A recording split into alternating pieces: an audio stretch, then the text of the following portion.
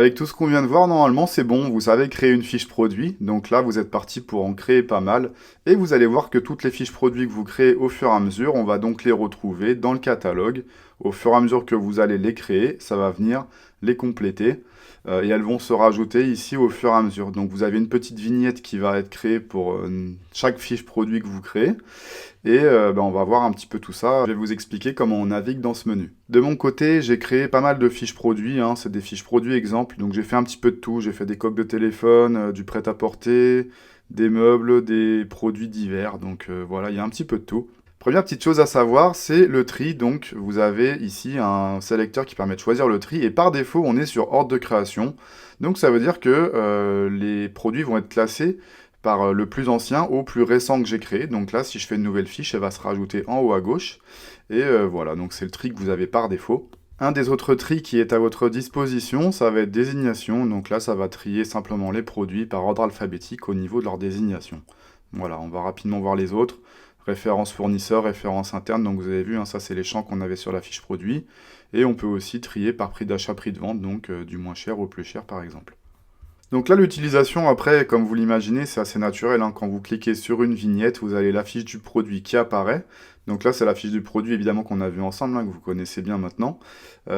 Petite parenthèse, si vous avez quoi que ce soit à modifier sur la fiche, donc voilà, je sais pas, vous rajoutez un mot ou quoi que ce soit, ou vous changez un fournisseur ou une collection, enfin n'importe quoi que vous modifiez, voilà, vous cliquez ailleurs comme ça, et en fait ça se sauvegarde directement, vous n'avez rien à faire, tout simplement. Pendant qu'on est sur la fiche produit, je vais vous partager une petite astuce. Donc là, évidemment, si je veux revenir à ma page précédente, je vais devoir faire la flèche retour en arrière sur mon navigateur pour revenir au catalogue. Et pour éviter ça, en fait, il y a quelque chose d'assez pratique que je vous conseille d'utiliser, c'est le clic droit, ouvrir dans un nouvel onglet pour ouvrir vos fiches produits.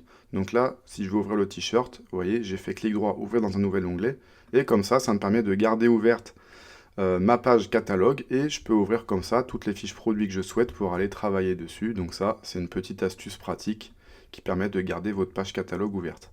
Passons maintenant à ce petit champ de recherche qui peut être pratique si vous recherchez un produit en particulier et que vous souhaitez l'afficher en haut à gauche de vos produits là à l'écran si jamais il n'y était pas. Donc là, vous tapez n'importe quel élément, désignation, ref fournisseur ou autre pour retrouver votre produit. Vous cliquez dessus dans les choix qui vous sont proposés et hop, ça va automatiquement l'ajouter en haut à gauche. On va maintenant voir que vous avez deux types d'affichage possibles de vos produits dans le catalogue. Vous avez celui sur lequel nous nous trouvons actuellement qui est l'affichage par défaut, qu'on va appeler l'affichage vignette, hein. Donc on a une petite vignette pour chaque produit. On a les informations de vente à côté du petit dollar et les informations de stock à côté de la petite maison. Donc là, ce produit-là, il m'en reste 7 en stock et j'en ai vendu 2. Et pour passer sur l'autre type d'affichage à votre disposition, c'est le bouton qui se trouve ici. Donc vous avez vu, quand vous passez dessus, c'est écrit passer en affichage ligne. Donc ça vous permet comme ça d'avoir un affichage un petit peu différent de vos produits, vous voyez. Donc là, le principe, ça va être que tous vos produits sont mis les uns au-dessus des autres avec la petite photo. Et vous allez avoir des colonnes. C'est un affichage vraiment un petit peu différent de la vignette. Cette fois-ci, vous allez avoir les informations des produits qui s'affichent plutôt en colonne. Et grâce au petit bouton qui se trouve en haut à droite, vous allez pouvoir choisir exactement les colonnes que vous souhaitez. Autre petite astuce, quand vous êtes dans cet affichage-là et que vous survolez un produit avec votre souris, on peut avoir le stock et les ventes qui apparaissent par-dessus. Donc là, par exemple, la casquette grise sur laquelle je suis, j'en ai vendu 6 et il m'en reste 34 en stock. Il y a quelque chose de très pratique que vous allez pouvoir utiliser sur cet affichage-là, qui n'existe pas quand vous êtes en affichage vignette, c'est le fait que vous pouvez cocher les produits pour leur appliquer une action groupée. Donc là, par exemple, si je coche tous ces produits, vous allez ensuite tout en bas, vous allez avoir un bouton action groupée, et il y a tout un tas d'actions que vous allez pouvoir effectuer donc sur tous les produits que vous avez cochés. Parmi ces actions, il y a pas mal de choses possibles. On peut modifier les prix, donc le prix d'achat, le prix de vente, s'ils ont un prix d'achat commun évidemment, hein, puisque ce que je vais saisir va s'appliquer à tous les produits que j'ai cochés. Donc faites bien attention à ça. On peut modifier les catégories, donc ça peut être très utile pour recatégoriser vos produits d'un seul coup sur plein de produits en même temps. Modifier le fournisseur, modifier la collection, appliquer des promotions, donc vous le verrez dans la vidéo qui va être consacrée aux promotions, ça permettra d'aller appliquer des promos qu'on a préparés sur plein de produits d'un coup. Éditer les étiquettes, ça c'est pour sortir les étiquettes du stock de tout ce qu'on a à cocher. Et archiver, donc c'est pour archiver vos produits, ça fait l'objet d'une vidéo bien à part entière. En tout cas, voilà, vous pouvez faire de la modification groupée. Donc, admettons que vous faites modifier fournisseur. Vous avez un petit sélecteur qui apparaît. Vous choisissez le fournisseur, vous faites appliquer. Et donc, vous allez voir que ça va s'appliquer à tous les produits que vous avez cochés. Il y a quelque chose de très pratique en haut à gauche, c'est cette petite case qui va vous permettre d'un seul coup de cocher tous les produits de la page ou tous les décocher. Donc là, attention, je précise bien, ça va vraiment cocher ceux de la page, hein. Et d'ailleurs, tout ce que vous faites comme action groupée va s'appliquer à la page. Si vous voulez pouvoir le faire également sur la suite, il faut vraiment aller dans la page 2 et continuer page par page, hein, je précise bien. Quand vous êtes en affichage ligne, pour repasser en affichage vignette, vous cliquez simplement en haut à droite sur ce bouton, passer en affichage vignette. Maintenant, on va voir le dernier bouton que je ne vous ai pas encore montré. Il s'agit du bouton sélection. C'est un bouton vraiment très important puisqu'il va vous permettre de filtrer vos produits. C'est-à-dire que vous allez pouvoir travailler vraiment sur une sélection bien précise de produits qui vous intéressent. Je vais tout de suite vous montrer comment ça fonctionne. Ça va être très parlant. Donc en fait, vous cochez n'importe quel élément parmi les filtres disponibles, hein. Là, par exemple, je viens de prendre 3 fournisseurs en particulier. Je vais faire appliquer et donc ça va me filtrer tous mes produits pour n'avoir à l'écran que les 3 fournisseurs en question. Je vais retourner dans mon filtre. Voilà, on voit que j'ai mes 3 fournisseurs d'enclencher. Il y a quelque chose qui est très important de savoir, c'est que les filtres se cumulent les uns aux autres. Donc si par exemple, parmi ces 3 fournisseurs-là, je ne veux que les produits qui ont un prix de vente compris entre 6 et 15 euros, lorsque je vais appliquer, donc ces filtres vont se cumuler. Je vais uniquement avoir ces 3 fournisseurs-là, mais pour des produits compris entre 6 et 15 euros au niveau du prix de vente. Je fais appliquer et vous voyez, donc j'ai ces 2 produits uniquement qui vont correspondre à la sélection que je viens de faire. Maintenant, je vais vous donner une petite solution si vous souhaitez retirer d'un seul coup tous vos filtres.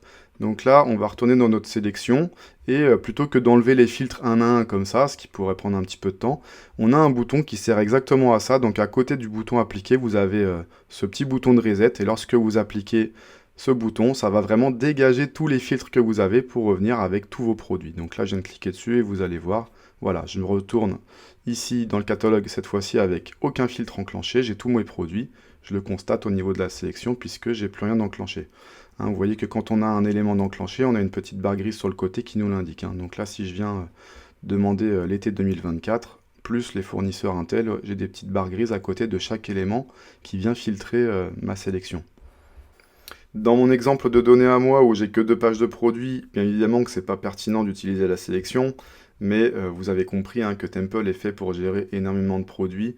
Donc quand vous allez vous retrouver avec des centaines ou des milliers de références, là vous allez beaucoup l'utiliser, hein. Donc le but c'est de s'en servir pour aller droit au but et d'afficher à l'écran vraiment la sélection de produits qui nous intéresse, peu importe ce qu'on a envie de faire, que ce soit du réassort ou autre.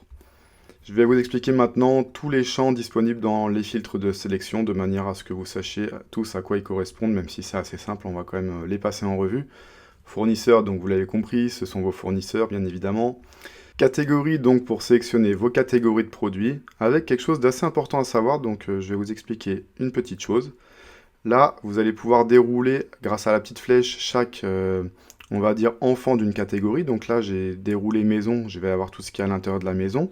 Et là, si je coche meubles, pas de souci, je vais avoir tous les meubles au niveau de la catégorie. Par contre, attention, si vous cochez la catégorie mère, là, vous allez non seulement avoir les meubles, mais aussi toute la catégorie parente puisque vous l'avez coché. Donc là, si vous cochez maison, il y aura tout ce qu'il y a à l'intérieur de maison, y compris déco, petit électroménager, etc.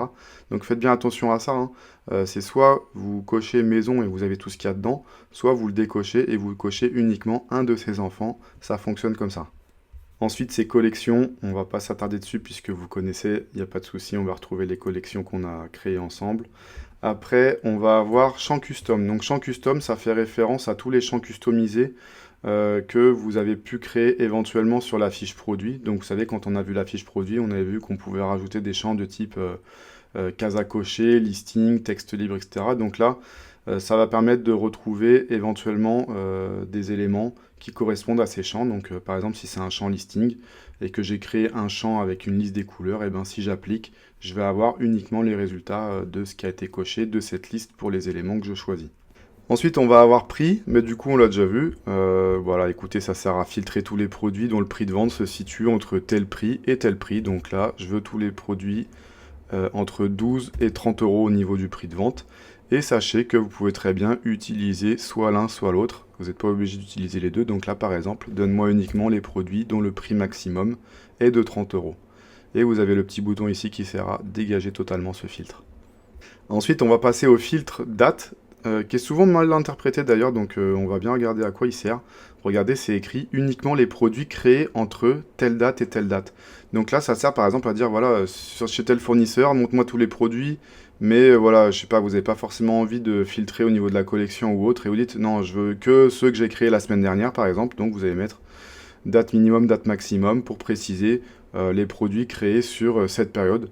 Et là, c'est comme pour prix, on peut utiliser soit l'un, soit l'autre, pas uniquement les deux. Donc soit vous mettez les deux, ça fait une période, ou soit vous mettez date minimum, voilà. Je veux uniquement les produits créés uniquement à partir du début du mois, je veux pas tous ceux d'avant, et vous faites appliquer. Donc à ne pas confondre hein, avec des dates de vente ou quoi que ce soit d'autre, ça sert vraiment que à ça, c'est par rapport à la date de création du produit. On va passer au filtre contient qui est vraiment très très utile puisqu'il est assez puissant, il va chercher un mot en particulier que vous lui donnez sur toute la fiche produit. Donc il va aller chercher dans la désignation, la ref fournisseur, la ref interne, la description, les notes, enfin voilà. Par exemple, si je vais taper ici Disney, je vais appliquer et il va me trouver toutes les fiches produits dans lesquelles à un moment donné il trouve Disney. Donc là, par exemple, ici pour les trois premières, il va trouver ça dans la désignation, hein, tout simplement. Et au niveau de la coque du chat Alice au Pays des Merveilles, vu qu'il y avait écrit Disney dans la description, du coup il me l'a ressorti. On continue avec le filtre stock. Stock qui est très simple en fait. Vous savez, quand vous êtes sur une fiche produit, ici vous avez un petit interrupteur gestion du stock, oui ou non. Donc ça va uniquement filtrer par rapport à cet élément-là sur vos fiches produits. Donc si vous dites stock géré, vous aurez tous les produits pour lesquels vous avez tous gardé gestion du stock à droite, qui est coché. Et si vous faites stock non géré, vous aurez tout ce qui est service, tous les produits sur lesquels vous avez décoché la gestion du stock, tout simplement. Et enfin, le dernier filtre, ça va être archivé. Donc, en fait, ce qu'il faut savoir, c'est que par défaut, le catalogue, il va toujours vous afficher les produits qui sont pas archivés. C'est logique, hein, on ne veut pas voir ceux qu'on a archivés, parce que le but de les archiver, c'est qu'on ne voulait plus les voir, normalement. Donc, voilà, ça va fonctionner comme ça. Après, si maintenant on veut forcer pour faire une recherche de peu importe ce qu'on coche avant, hein, mais qu'on souhaite y intégrer un filtre sur tous les produits, c'est-à-dire même ceux qui ont été archivés, eh ben, je fais appliquer et du coup je vais avoir mon résultat de ce que j'ai choisi, y compris parmi les produits que j'ai archivés, il ressortirait malgré tout dans le résultat. Et on peut même faire une recherche sur ceux qui uniquement qui ont été archivés. Donc là c'est l'inverse, tous vos produits qui sont classiques, ils ne ressortiraient pas, ça rechercherait que parmi ceux que vous avez archivés. Donc voilà, par défaut vous laissez sur non archivé, je pense pas trop que vous l'utiliserez sauf pour des cas assez particuliers. Bien écoutez, c'est tout pour le catalogue, c'était déjà pas mal. Grâce à ça, vous allez pouvoir naviguer sans aucune difficulté parmi tous vos produits et c'est déjà une belle avancée. Vous commencez déjà à en connaître pas mal sur l'application.